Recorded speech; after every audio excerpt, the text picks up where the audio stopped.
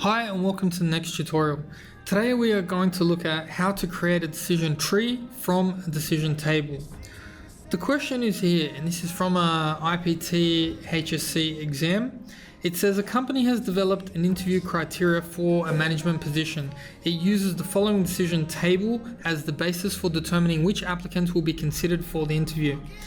So you've got the conditions here, you've got the actions, and you have the rules. This is a decision table.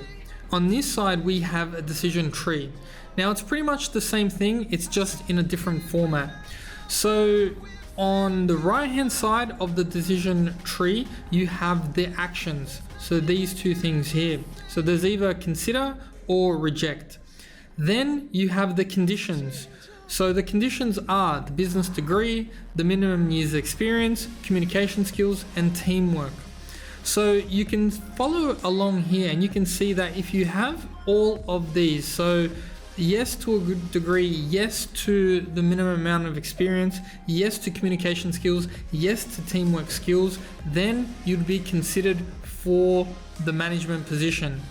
If you are missing any of those, your application will be rejected. So anyways, let's go into SMARTDRAW and let's draw this up quickly.